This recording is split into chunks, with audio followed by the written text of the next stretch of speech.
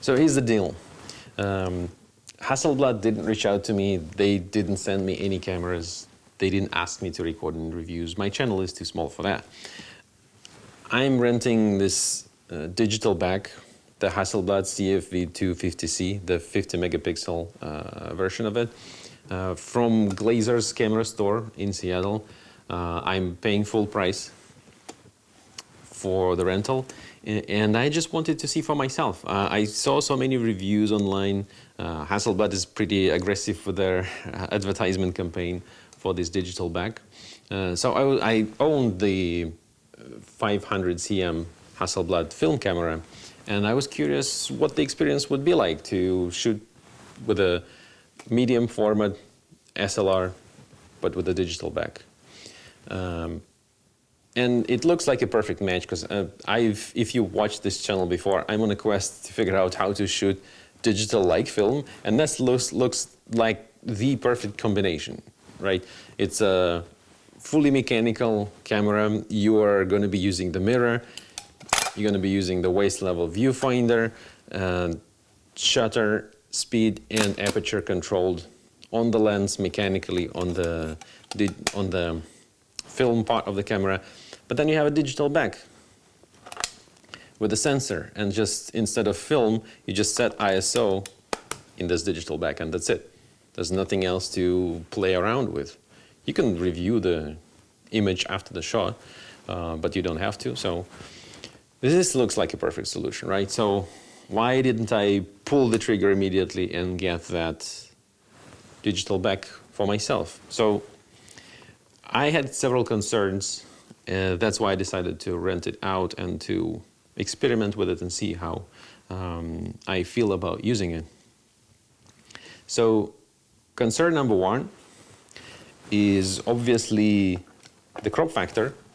So this is way smaller than the film 6x6. This is the size of the sensor is even smaller than 645 format. But this is such a big crop that I have to use the inlay for the waist level viewfinder to be able to see what actually is going to fit in the image. And with that crop factor, and I'll show the number here, how different it is from film.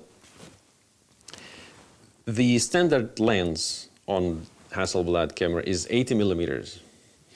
With 6x6 images, it's approximately in the range of 40-45 millimeters full frame equivalent. With this digital bag, it's slightly telephoto. I'll put the number, I don't remember the calculation, but it's not really a standard lens. It becomes a slight telephoto. The idea for me was that, well, it's such a perfect combination. I can shoot both. I can shoot film and digital at the same time. However, shooting them at the same time means that with film I'm going to be getting, with 80 millimeter, like a standard lens. With digital I'm going to be getting a telephoto. So it's not really apples and apples. It becomes quirky. And there are lenses of 40 and 50 millimeters for Hasselblad. The wider lenses, they're substantially bigger though. So if I'm deciding, like if I want to shoot both at the same day, I'll have to bring more lenses and I have to be switching all the time. You know, it's not enough just to switch the back, right? Now you need to switch the lens as well. So it becomes it's kind of a fuff and a hassle. So I'm not sure if it's going to be enjoyable. So I probably will have to be committing to one or another. Okay, today I'm shooting digital. Okay, today I'm shooting film, and don't mix them together. That's one concern. I tried it out. I went to Everett yesterday to do some photo shoots. I shot film as well as digital back. I also used the native lens with this digital back because I was renting it with the lens. So I'll show you some footage of me trying this combination for the first time.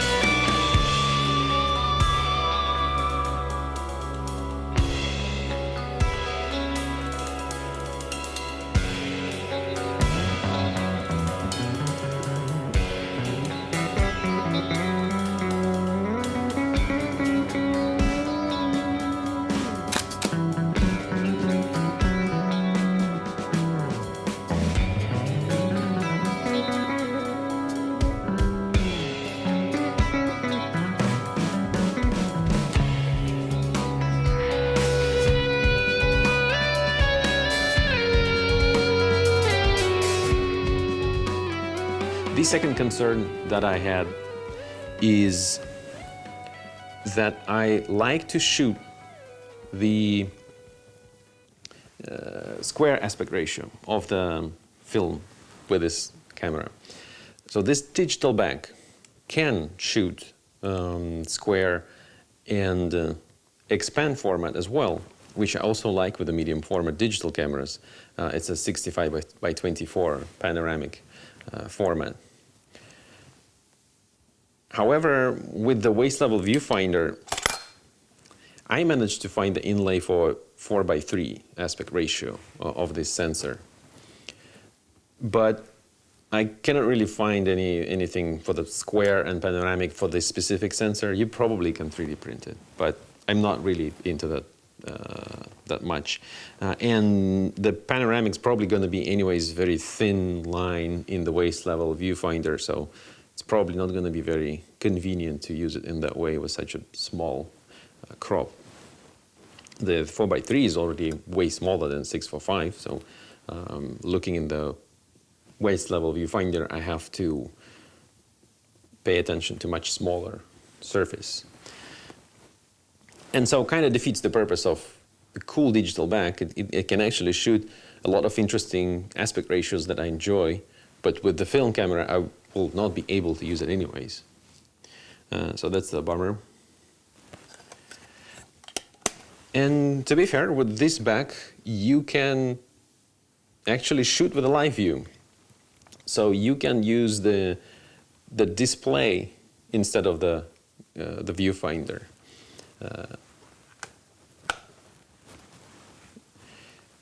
You can kind of open it, and it becomes kind of the waist level viewfinder on its own. But in order to do that, you need to lock up the mirror, open the shutter in the lens, and then lock the aperture so that it changes, stays fixed, because otherwise it's just wide open all the time, in order to be able to see and take the picture with appropriate aperture and so on. However, the quirk is that this digital back obviously doesn't have any shutter. It doesn't have a curtain shutter. So it has to rely on the electronic shutter, which suffers from a pretty substantial jelly effect. A lot of people who tried it out complain a lot about that, and unless you're shooting static things on a tripod, that's probably good, but I like to walk around. I like to, even with this kind of hefty cameras, I like to find different interesting angles and then be a little bit more mobile. I'm not kind of set it on a tripod kind of guy. I like the long exposures, but that's kind of niche part of my hobby. And so shooting this aspect ratios is kind of possible, but with side effects that can make you kind of concerned about using it in that way. And considering that I'm probably not going to be using the electronic shutter from this digital back a lot, all the options of the adapted lenses from different systems basically are not available, because again you'll have to switch to electronic shutter all the time.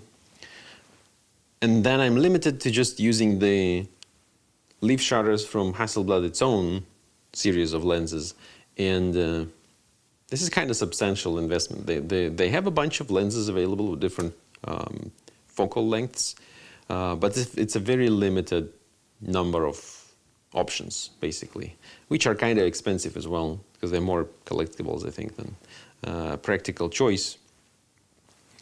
So this digital bag becomes very limited in terms of the optics that I can use with it. And I wasn't sure about the combination of this lens, for example, and this high-resolution digital sensor. That these lenses, some of these lenses are not particularly sharp, and you can see from the images that I had in the photo shoot yesterday, some of the images are kind of blurry if you zoom in a lot. And I'm comparing it against the Fujifilm GFX 50R, which has a similar sensor, probably identical sensor, that rumors are. And the options with the Fujifilm GFX are less limited. With the GFX, with adapter, I can use lots of different lenses. I already have videos about using the Bronica lenses, which are pretty good, actually, in terms of being sharp. I'm using Nikon lenses, which is a huge collection of different focal lengths and sizes and so on. I also tried Helios, which is a very exotic and with interesting distortion. So a lot of curious and interesting options with GFX because it has a mechanical shutter in it. I can use any lens as long as the aperture can be controlled on it. I don't need to use electronic shutter with it. And the GFX is not that much bigger than this digital back itself. So this combination is way bigger and heavier than using GFX 50R. And I'm pretty happy with the resolution and the quality in the GFX 50R. So this is a really questionable option for me. And so my final thought is that I'm probably going to stick with Fuji GFX 50R. If I never had it and I tried this digital back, like the first medium format digital sensor, I might have been impressed. But in the comparison, it's kind of Fuji makes a little bit more sense to me, more practical sense. It's way cheaper, first of all, and I am getting probably more out of it with all of the lens options and mechanical shutter in the body. And the form factor of the body, it also does have tilting screen, so I can kind of use it as a waist level viewfinder with a digital view if I want to, kind of the same way as this back in this combination. But I also have electronic viewfinder, which on a really bright day works much better than the screen. Actually, I noticed it yesterday when I was shooting with like using the screen with a native lens, XCD lens, that it's hard to see the frame. It's very contrasty. You're trying to underexpose. You don't see the details at all. Kind of hard to frame, to be honest. The waist level viewfinder is way better in a bright day, of course, and that's kind of the idea why I wanted to use the waist level viewfinder with the digital back. But it's a very impressive piece of engineering. I mean, just thinking about it, it's mind-blowing that the body that was designed more than 50 years ago, and they just built a modern digital back that works perfectly with it, as if it was designed back in the days, smoothly, seamlessly, using all the mechanics, having a communication, just like it's a film, but it's a digital sensor in it. It's just an impressive piece of engineering, so it's fascinating.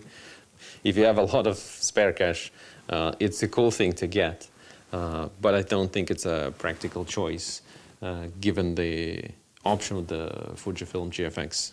At least that's my conclusion. Thank you for watching this quick review, or more like my thoughts, my initial thoughts on this digital back, and I hope to see you next time.